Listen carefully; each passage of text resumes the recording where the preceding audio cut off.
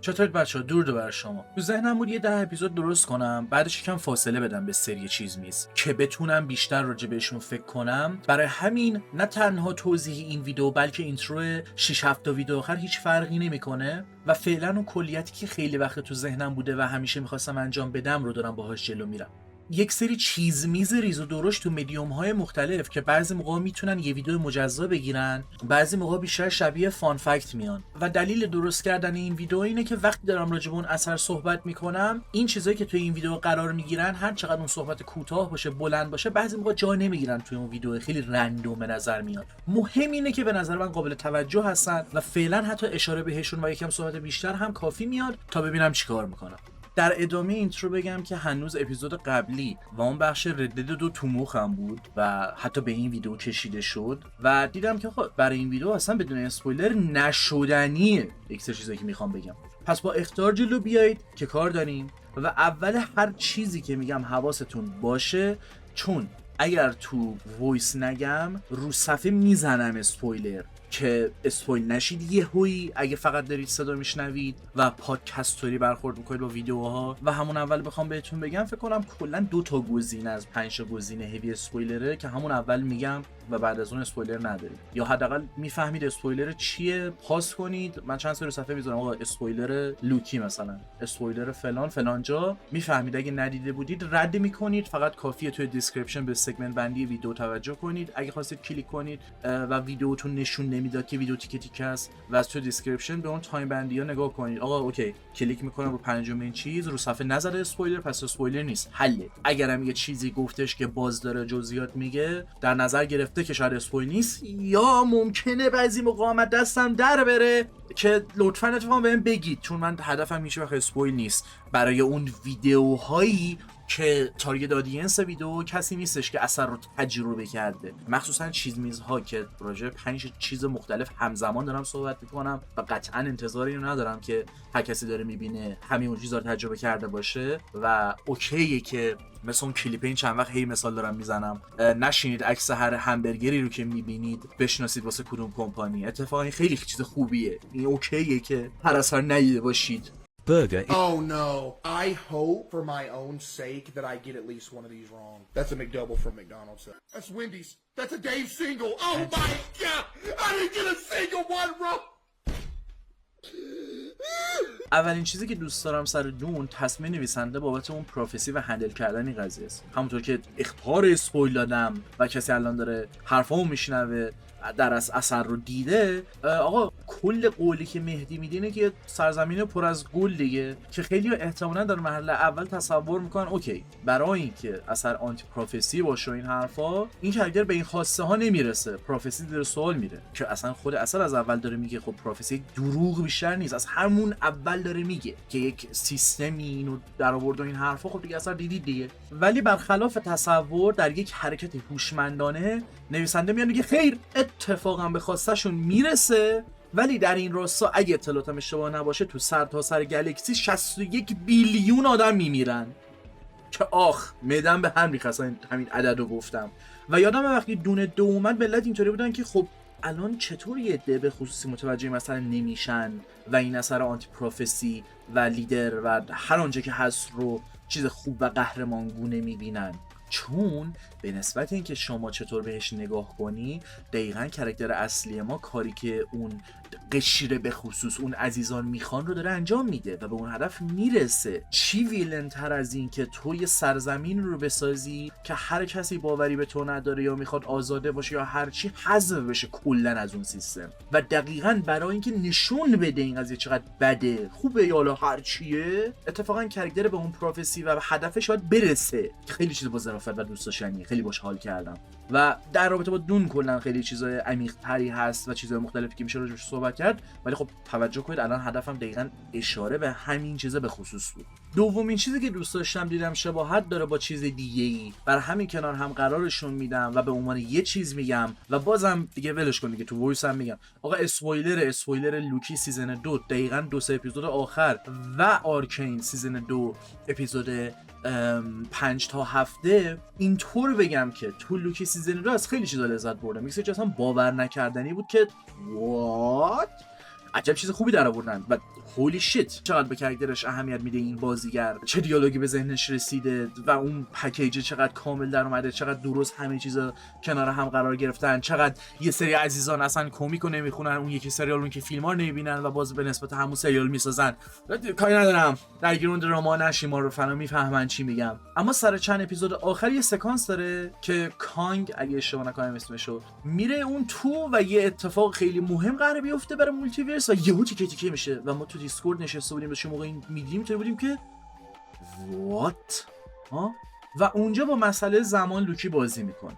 یعنی اصلا کل اون سکانس، کل اون 2-3 اپیزود آخر واقعا 10 از 10 برام. اوکی ارورهای خودش رو داره. اوکی من خودم موقعی که راجع به لوکی صحبت کردم این بحث کردم که مارول بالاخره تونست با لوکی سیزن 2 یا هر چیزی موفق بشه که یک سری چیزای نانسنس رو جلومون بذاره و چون صرفا خوب در اومده همون اینطوری که شاهکار دیگه اصلا به منطق نیازی نداره، هر کاری میخواد میتونه بکنه. راجبه این شکل صحبت‌ها خیلی آدمای هاردکورتری نسبت به من که حتی کمیک ها رو هم خوندن نشستن ساعت‌ها صحبت کردن، حالا ولش کن. ولی اون یه تیکه که با این همین قضیه زمان بازی میکنه اصلا به خاطر اینکه از همون اول ما مخاطب توجه نکردیم به سادگی این قضیه که بابا اصلا نمیشه لوله بکشی، که بعد بذاری برانچ کنه مولتیورس. اگه میخوای از ریشه نزنی و این حرفا نمیتونی بذاری این سیستمه بمونه، باید کلا عوضش کنی. و ما جدا از اینکه به این قضیه توجه نکردیم و از دستمون در رفت و در لحظه سوار اون موجه بودیم، آقا خیلی تصمیم جدی و حائز اهمیت و مهمیه هر کاری که هر کارگر میکنه که باعث میشد اون جابجا کردن زمان و 20,000 بار مردن این کاراکتر یه کمدی هم خوش داشته باشه، یه کمدی خارج از دنیای مارول توری، یعنی واقعا به مارول نمیخوره، باورم نمیشه، عجب. و اون تعادل بین اون کمدی بودن و جدیت کاری که میکنن و تصمیم آخر خود لوکی یعنی باعث شده بود نه تنها یه هفتهش کنن بلکه همین الان بعد گذر این همه زمان با اشاره کردن به این قضیه بازم تنم مورمورشه و لذت ببرم. توی همون سکانس و اون اپیزودها باز جزئیات دیگه هست که بخوام بهشون اشاره کنم، ولی این یه چیز به خصوص رو می‌خواستم روش دست بذارم چون داشتم آرکین رو می‌دیدم، انگار همین قضیه رو اونجا هم داشتیم تقریباً و اصلا همین قضیه منو یاد لوکی انداخت. و ببینید اکوی ما توی یه لول سوپرنچرال، توجه کنید، توی یه لول سوپرنچرال وارد یه پارالل یونیورس میشه که از پاودر حرفی رو بشنوه که در یونیورس خودش همون حرفا رو به جینکس بزنه تا نجاتش بده. اما این سکانس چند تا هدف همزمان به دست میاره، جدا از اینکه موزیک پلیز لت میگو داره پخش میشه و وای بر من و کاراکتر محبوب ما رو به هزار روش هی دارن هی میکشن و زمان هی عقب برمیگرده، اون چرخه تکرار و اون تایم لوپ عملاً میشکنه و دیگه راه حل کاراکتر از بین بردن خودش نیست. اینطوری که اوکی من توی یک لول سوپرنچرالی نه تنها باید حرفای خودت از یک یونیورس دیگر رو به خودت بزنم، بلکه باز دوباره توی لول سوپرنچرال باید هی زمان رو عقب برگردونم تا بتونم اون کلمات درست کنار هم قرار بدم و تو رو از این چرخه کشتن کیلینگ ایز سایکل در بیارم. و هولی شیت به شدت سکانس خفنی بود و حسابی دوستش داشتم تو لول های مختلفی و جای توجه داره. بازم راجع به این سکانس و کلا یک سری جاهای دیگهش میشه صحبت کرد، ولی آره این قضیه این دوتا چیز کنار هم رو گفتم راجع بهشون اشاره کنم. سومین چیزی که دوست دارم شکل راه رفتن توشیرو میفونه تو فیلم یوجینبو و سانجورو از آکیرا کوروساواست و برای اینکه صرفا یه مثال همینطوری نزده باشم سرچ کردم و از پرفورمنس این آدم و حتی شکل راه رفتنش و اون حالت حیوانی و هر شکلی که به خودش میگیره و اون کنترل و رنجی که تو نقش‌هاش داره مقاله هست و راجعش میتونید بشید بخونید. اما به صورت جزئی یه چیز به خصوص رو بخوام بگم توی اون دو فیلمی که گفتم دوست دارم اون شکل راه رفتنشه که یه حالت گرگگونه میده به خودش و به نسبت داستان و کاراکتری که جلوش قرار میگیره توی یوجینبو که مثل مار جلوش قرار گرفته یه حالت شاعرانه و زیبایی رو به خودش میگیره که تو لیرهای مختلفی میشه راجع بهش صحبت کرد و اصلا شکلی که این را جلوی هم قرار میگیره اصلا همون راه رفتن معمولی توشیرو میفونه توی اون سکانس یوجینبو گاده. خب حالا چه برسه با این شونه هاشو جابجا کردن و حالت انیمالیستیکی که داره و ماما میاد اینطوری باید باشه. چهارمین چیزی که دوست دارم از سریال دبره و خیلی ساده تر از این حرفا میشه گفت، ولی یک سری آدم‌ها به خصوصی نه اینکه مثلا اشتباهن یا وای چقدر بدن که هم چیزی نفهمیدن یا براشون فان نیستا، ولی اون کمدیه رو نمیگیرن که کاملا اوکیه و نمیگیرن، حتی بعضی موقع از وجودش آگاه نیستن که این چیزی که جلومه میتونه به عنوان کمدی دیده بشه. و چیزی که میخوام به خصوص بهش اشاره کنم، خنده از طریق یا اون مسیر درد و رنج و اینجور چیزهاست و اون کمدی که اون فشار روانیه و اون سینرژی که کرکترها دارن به تو میده و به بهترین شکلی که سراغ این شکل طنز میتونید برید و کاملا به نظرم قضیه رو درک کنید که قبلا هم راجع بهش صحبت کردم. بوب برنهام کارهای مختلفشه که احتمالاً خیلیا صرفا با آلبوم اینساید میشناسنش، ولی سراغ هر موزیک و هر کاری که این آدم داره برید عشق واقعا فوق‌العاده است. و مثل این که به بعد فکت چک نکردم، یکی از دوستای صمیمی کارگردان سریال دبره و مثل اینکه کمک کرده بهش یه سری جاها. پس اون موقعی که من هم چیزی رو مثلا فهمیدم چون مطمئن نیستم و الان فکت چک نکردم، اینطوری بودم که اوکی that makes sense. حالا چرا اصلا همچین چیزی رو دارم میگم اگه فکت چک نکردم؟ به خاطر اینکه چه این چیزی که میگم حقیقت باشه چه نباشه، من قبل از اینکه اصلا هم چیزی رو بخوام مثلا بفهمم، این کمدی سریال خیلی واسم خنده‌دار و بامزه بود. ما عشق می‌کردیم، لذت می‌بردیم، جدا از اینکه یه فشاری رومون میذاشت که اپیزود تموم میشد بعد پام شدیم نفس میگرفتیم و فاصله میدادیم، یه خنده احمقانه و عجیب و غریبی هم داشت که بیشتر خنده عصبی بود یه سری جاها شاید، ولی خب یه سری جاها واقعا لذت بخش و خنده‌دار. و بعد اون چاشنی و ادویه این که اوکی بیا با اون دید با بوب برنهام مثلا تاثیر داشته شاید تو این کار و اینا به قضیه نگاه کنیم، این واسه من جالب شد، جای توجه داشت، به نظرم چیزیه که میشه بهش اشاره کرد و به بهونه این قضیه و اشاره به این چیز امیدوارم تونسته باشم این کارو بکنم که اگه سریال دبر رو به عنوان کمدی ندیدید همونطوری سراغش برید، هم سراغ بوب برنهام برید و کاراشو دنبال کنید، چون come on just do it.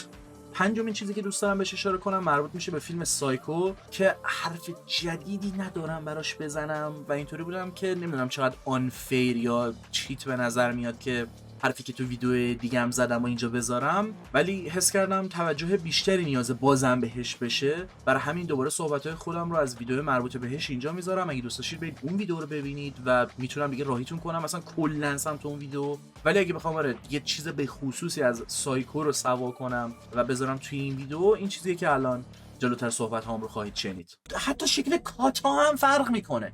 برای گذر زمان معمولا کاتا حالت فید اوت داره، ولی اینجا کاتا خیلی یهوییه و صحنه عوض میشه و هی تاریک تر میشه، چون کرکتر هم حتی متوجه گذر زمان نمیشه، دوربین هی بهش نزدیکتر و نزدیکتر میشه و جدای از بارون شدید دوربین هم بیشتر از فوکس در میاد که باعث میشه ما از یک روز روشن به یک شب تاریک بارونی برسیم که چیزی رو نمیشه واضح دید و از مسیر خارج شیم. و خب ما از یک حقیقت ابجکتیو حالا به درون کرکتر میریم و به صورت سابجکتیو دنیا رو از دید اون میبینیم. میگم واقعا کارگردان یک سری جا خیلی خوب در آورده و همین قضیه رو با ما عملی میکنه. و آره همین چیز دیگه نمیمونه از اپیزود 7 چیز میز اگه اشتباه نکنم، چون یه مقدار داره حال میده رکورد کردن این چیزا، یه مقدار اپیزودش از دستم در رفته. از اون طرف وقتی میخوام مرتب کنم که مثلا اوکی اینو درست کنم اونو درست کنم، انقدر لیست و انقدر چیز میز در اومده که ترجیح میدم به اپیزودش توجه نکنم، چون انگار حس میکنم مثلا